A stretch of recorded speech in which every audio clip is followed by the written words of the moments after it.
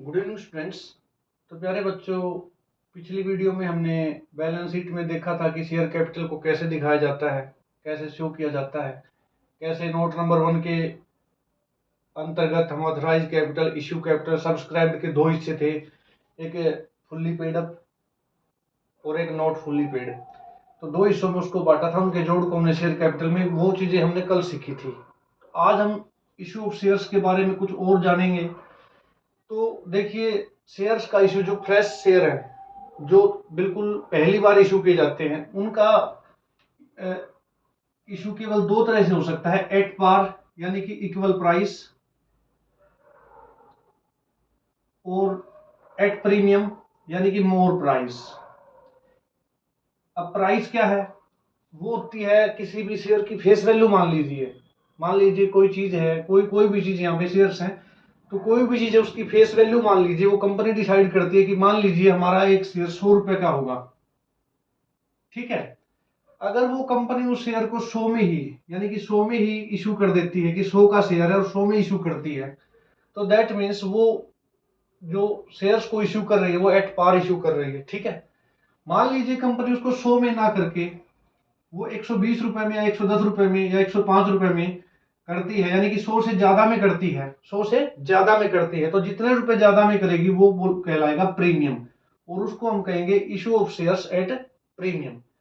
Discount पे fresh share को issue नहीं किया जा सकता, केवल जो शेयर पहले से इशू है उन्हीं को इशू किया जा सकता है। दोबारा जब उनका री इशू करते हैं, केवल तब ये कंडीशन पॉसिबल है कि शेयर्स को डिस्काउंट पे इशू किया जा सके। तो अभी फिलहाल के लिए ये आप ये मान लीजिए कि डिस्काउंट पे इशू नहीं हो सकता शेयर्स का, फ्रेश शेयर्स का नहीं हो सकता। तो यानी कि अभी इसका ये टॉपिक भी आएगा आगे चल के, लेकिन फिलहाल इसकी कोई जरूरत हमें नहीं है। हमें सिर्फ दो ही चीजें देखनी है, एट पार और एट प्रीमियम, ठीक है। अब इसमें दूसरी चीज, क्योंकि मैंने आपको पिछली वीडियो में बताया था कि हम थोड़ा सा फास्टली देखेंगे, सिलेबस को थ्रू आउट स्टडी करेंगे। आपसे मेहनत की ज्यादा मेरे को उम्मीद है कि आप मेहनत ज्यादा करेंगे, अपेक्षा करता हूं ऐसी। तो यहाँ पे हम देखिए इस चीज के पार्ट्स हो जाते हैं कई बार। जैसे पार्ट्स होते हैं, सिंपली बता ही दूं मैं, एप्लीकेशन, अलॉटमेंट और कॉल्स। कॉल्स में ये कितनी बार भी हो सकता है, मान लो फर्स्ट कॉल और कई बार सेकंड, दो ही कॉल होती हैं, तो फर्स्ट कॉल और final call, second and final call. और कई बार कंपनी 3 कॉल भी कर सकती है, वैसे ज्यादा भी कर सकती है, कितने भी कर सकती है, लेकिन कॉल्स मतलब एक कॉल भी कर सकती है, दो भी कर सकती है, और अगर तीसरी करेगी तो ये हो जाएगी third and final call. Third and final call, final call last होती है। First call, second call, third and final call. I think समझ गए होंगे आप, यहां तक कोई इतनी बड़ी बात है नहीं। तो यहाँ पे अब देखिए एंट्री क्या करनी है। पहले तो आपको देखना है कि शेयर्स दो टाइप के होते हैं, एक इक्विटी शेयर्स और एक प्रेफरेंस शेयर। इक्विटी शेयर्स और एक प्रेफरेंस शेयर। तो जब आप एंट्री करेंगे, जर्नल एंट्री करेंगे, तो इन शेयर्स का नाम साथ में रहेगा कैपिटल के, जैसे equity share capital, preference share capital, equity share capital, preference share capital. समझ में आ गया? यानी कि शेयर कैपिटल जब भी आप लिखेंगे तो उसके साथ में उसके जो जिस टाइप का वो शेयर है उसका नाम जरूर लिखा जाएगा। अगर इक्विटी शेयर आप इशू करते हैं तो लिखा जाएगा इक्विटी शेयर कैपिटल, कहीं भी लिखेंगे। प्रेफरेंस शेयर अगर आप इशू करते हैं तो लिखा जाएगा प्रेफरेंस शेयर कैपिटल, ठीक है। अब इसमें हर कंडीशन में दो एंट्री है। देखिए मैं बड़ी थ्रू आउट करा रहे हैं स्टडी, बिल्कुल थ्रू आउट कर रहे हैं, तो थोड़ा सा जल्दी जल्दी करा रहा हूं मैं आपको। तो अपेक्षा करता हूं कि आप थोड़ा सा ध्यान से समझेंगे इसको। दोबारा वीडियो देख लेना, भले ही अगर कोई चीज मिस होती है आपसे, या फिर कमेंट कर देना उसमें, फिर उसको उसके लिए स्पेशल बताएंगे आपको वो चीज। तो देखिए एंट्री चाहे एप्लीकेशन की हो, अलॉटमेंट की हो, कॉल्स की हो, एंट्री दो ही होती है हर जगह पे। तो एक तो एंट्री होती है आपकी ट्रांसफर एंट्री जिसको बोलते हैं, एक ट्रांसफर एंट्री होती है और एक होती है रिसीवल एंट्री। दो एंट्री होती है। यानी कि ट्रांसफर एंट्री में कैपिटल होता है मेन, जो नई चीज है, और रिसीवल एंट्री में बैंक होता है। ये ध्यान रखना आप। जब आप पैसा रिसीव करोगे तो बैंक को डेबिट करोगे, और कैपिटल क्योंकि आपके लिए लाइबिलिटी है तो ट्रांसफर एंट्री में कैपिटल को क्रेडिट करोगे। साथ में जिस टर्म की आप बात कर रहे हैं वो इनका उल्टा हो जाएगा। जिस टर्म की, मान लिया आप एप्लीकेशन की बात कर रहे हैं, तो वो इनका उल्टा हो जाएगा। मान लीजिए एप्लीकेशन पे आप ट्रांसफर एंट्री की बात करते हैं, ठीक है, तो कैपिटल तो क्रेडिट ही होगा, तो एप्लीकेशन डेबिट हो जाएगा, आपकी ट्रांसफर एंट्री हो जाएगी share application account debit to share capital. I think आप समझ रहे होंगे, share application account debit to share capital account. Equity share है तो इक्विटी हो जाएगा, प्रेफरेंस शेयर तो प्रेफरेंस इनके साथ लग जाएगा। सिंपली मैं बता दूं, उस शेयर का नाम आपको लिखना पड़ेगा, इक्विटी है प्रेफरेंस है, कुछ नहीं है तो फिर आप इक्विटी लिख सकते हैं। तो equity share application account debit to equity share capital account, ठीक है। और जब रिसीवल की बात आएगी, जब वो पैसे हमें रिसीव्ड होंगे, तो उसके लिए एंट्री बैंक अकाउंट तो डेबिट होगा, कैपिटल क्रेडिट, तो bank account debit to equity share application account. I hope समझ रहे होंगे आप इन चीजों को। ऐसा ही अलॉटमेंट में, ऐसा ही कॉल्स में। जैसे अलॉटमेंट की बात करें, मैं आपको बता चुका हूं, फिर बता रहा हूं, फिर देखिए देखिए एक होती है ट्रांसफर एंट्री और एक होती है रिसीवेबल एंट्री। हर कंडीशन में दोनों एंट्री होंगी। आपको ध्यान ये रखना है कि जो ट्रांसफर एंट्री है उसमें कैपिटल आएगा और जो रिसीवेबल एंट्री है उसमें बैंक आएगा। बैंक आएगा तो बैंक में पैसे आएंगे तो बैंक तो डेबिट होगा। और शेयर कैपिटल आपके लिए क्या होता है, आपने 11th में पढ़ा भी होगा, कैपिटल आपके लिए लाइबिलिटीज होती है, तो ये क्रेडिट होगा। अब दूसरी चीज कौन सी होगी, एक एक चीज तो दोनों में होगी। ट्रांसफर में मेन चीज कैपिटल, रिसीवल में मेन चीज बैंक। जो दूसरी टर्म होगी वो होगी ये, जैसे शेयर अलॉटमेंट है वो हो जाएगी। जैसे अलॉटमेंट की आप ट्रांसफर करेंगे तो एंट्री क्या करेंगे, share allotment debit to share capital, share allotment debit to share capital. इसी तरह से जब ये पैसा हमें रिसीव होगा तो बैंक अकाउंट तो डेबिट होगा, bank account debit to share allotment. समझ रहे हैं। इसी प्रकार कॉल्स की, मान लीजिए फर्स्ट कॉल की बात करते हैं, तो एंट्री ट्रांसफर एंट्री क्या होगी, share first call account debit to share capital. पैसे प्राप्त होंगे, bank account debit to share first call. Second call की बात करते हैं, अगर ट्रांसफर एंट्री की बात करते हैं तो शेयर सेकंड कॉल या final call account debit to share capital account. फिर bank account debit, receivable entry में bank account debit to share second and final call, या जो भी कॉल है वो। तो ये आपको समझ में आ गया। अब यहाँ पे बात एक और है छोटी सी, कि जब आप बात करें एप्लीकेशन की, तो ये थोड़ा सा इन बाकी चीजों से अलग है। अलॉटमेंट भी थोड़ा सा अलग है। कॉल्स मतलब ये है कि मान लीजिए एक एग्जांपल लेते हैं, मान लीजिए आपने 100 रुपीज का शेयर है, उसके 3 हिस्से कर दिए, मान लीजिए 3 हिस्से कर दिए कि 25 एप्लीकेशन पे, 25 अलॉटमेंट पे, और 50 मान लीजिए फर्स्ट एंड फाइनल कॉल पे, एक ही कॉल की मान लीजिए फाइनल कॉल पे। अब रूल क्या कहता है, आपने एप्लीकेशन इनवाइट की है, अभी अभी आपको पता नहीं, मान लीजिए आपने 1 लाख शेयर्स के लिए एप्लीकेशन इनवाइट की है, यहाँ पे 1 लाख शेयर्स के लिए, ये जो पैसा मंगाया आपने 1 लाख शेयर्स पे मंगाया है, ठीक है। तो 1 लाख शेयर्स के लिए आपने एप्लीकेशन इनवाइट की है, तो जरूरी तो नहीं ना, अभी आपको क्या पता है, आपने सिर्फ एप्लीकेशन इनवाइट की है, और जो एप्लीकेशन आएंगी उनके साथ साथ आप bank account debit to share application करते रहेंगे, करते चले जाएंगे आप, क्योंकि आप वेट नहीं कर सकते कि उस डेट का, जिस डेट पे ड्रा निकलने हैं। आपको सिर्फ वो जो मनी आपके पास आएगी, जो चेक्स ड्राफ्ट जो भी आपके पास आएंगे, वो आपको रिसीव करने होंगे, उसकी जर्नल एंट्री आपको दिखानी होगी। और उस समय पे आपको ये नहीं पता होता कि हमारे पास जो एप्लीकेशन है वो पूरी भी आएंगी या नहीं आएंगी, कुछ नहीं पता होता आपको। इसलिए एप्लीकेशन के टाइम पे रिसीवेबल एंट्री पहले की जाती है और ट्रांसफर एंट्री बाद में की जाती है। यानी कि एप्लीकेशन पे आप एंट्री करेंगे bank account debit to share application, जो शेयर का नाम है वो साथ रहेगा, bank account debit to share application. Equity share तो इक्विटी, और प्रेफरेंस शेयर तो प्रेफरेंस, वो लिखा होगा, नहीं लिखा तो आप इक्विटी लिख देना, कोई दिक्कत नहीं।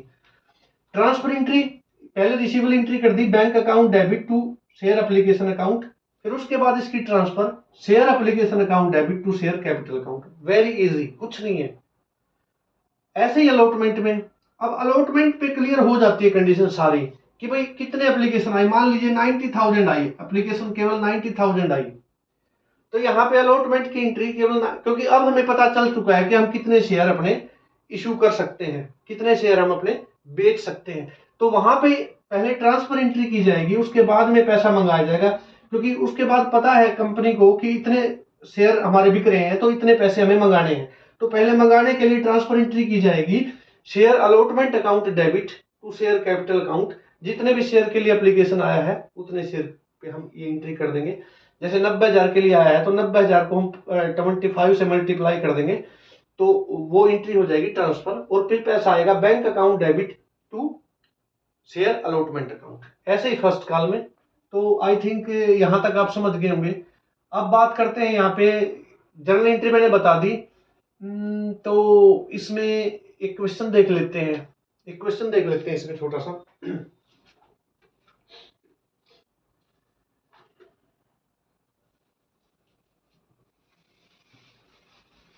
चलो इसको भी कर देते हैं यहां से।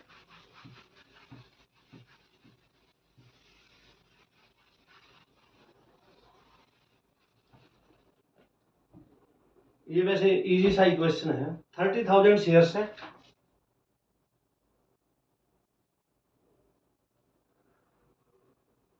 ₹10 ईच, एक शेयर 10 का है, और इनके रेट दे रखे हैं जो हैं आपके 3-3-2-2। एप्लीकेशन पे 3, अलॉटमेंट पे 3, फर्स्ट कॉल पे 2 और फाइनल कॉल पे भी 2।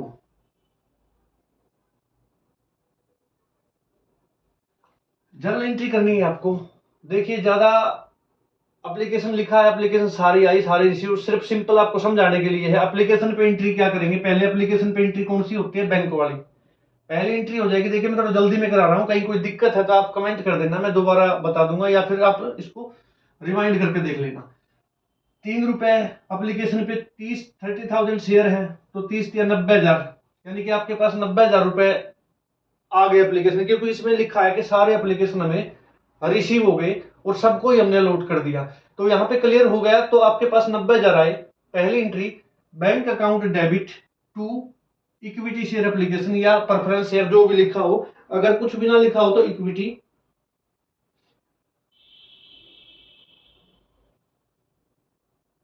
यहां पे कुछ भी नहीं लिखा है, आप इक्विटी लिख दो। कुछ भी नहीं लिखा तो इक्विटी लिख दो।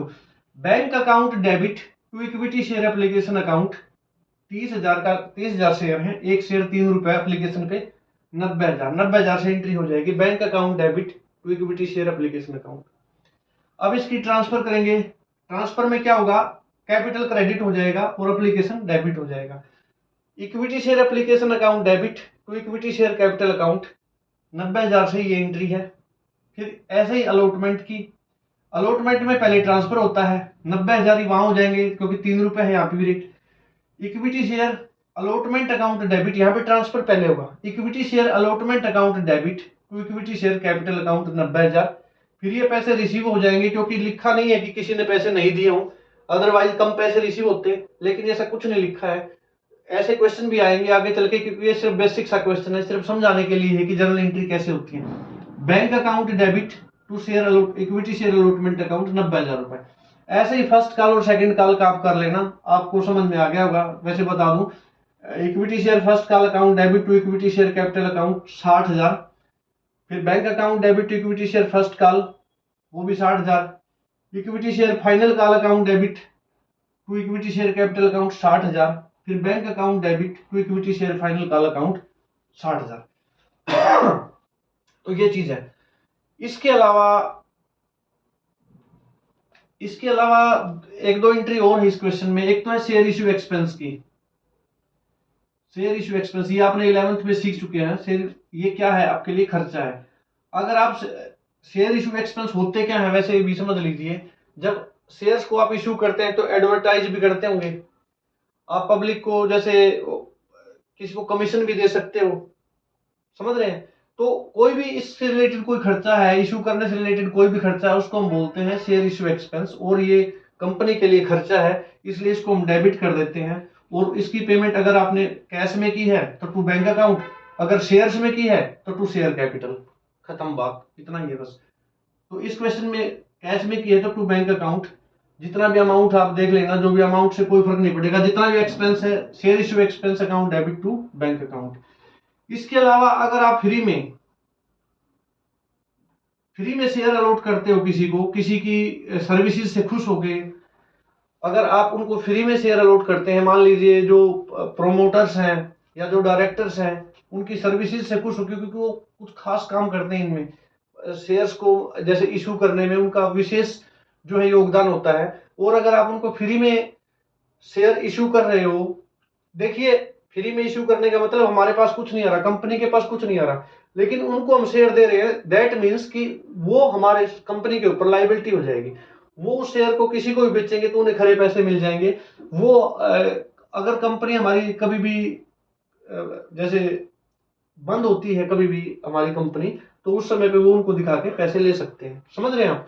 तो यहाँ पे फ्री शेयर अगर दिए जाते हैं तो उसको बोलते हैं इनकॉर्पोरेशन कॉस्ट। इनकॉर्पोरेशन कॉस्ट ये भी खर्चा है, और इसको भी हम डेबिट करते हैं और टू इक्विटी शेयर या प्रेफरेंस शेयर कैपिटल। तो ये एंट्री और है, ये भी आप थोड़ा ध्यान रखना। अगर कोई आ जाए 1 नंबर के क्वेश्चन में इस टाइप की एंट्रियां पूछ ली जाती है अक्सर, तो इनका ध्यान रखना। और बाकी हम जो पढ़ेंगे ना बिल्कुल एग्जाम ओरिएंटेड पढ़ेंगे। वैसे बताना था मुझे कुछ और एंट्री भी, पर मुझे लग रहा है कि कुछ ज्यादा हो गया, आज वीडियो ज्यादा लंबी हो गई है। तो नेक्स्ट वीडियो देखूंगा थोड़ी देर में अगर पॉसिबल हुआ तो, उसमें हम जैसे प्रीमियम पे और एट बार तो हमने देख लिया, प्रीमियम पे शेयर का इशू होना देखेंगे। इसके अलावा हम अदर अदर कंसीडरेशन में जब शेयर को इशू किया जाए, जैसे हमने कुछ खरीद लिया, कोई असेट खरीद ली बदले में शेयर इशू कर दिए, वो चीज हम देखेंगे। अगर टाइम मिला तो देखेंगे थोड़ी देर में। तब तक के लिए बने रहिए वीडियो पे, चैनल के साथ बने रहिए। Thank you.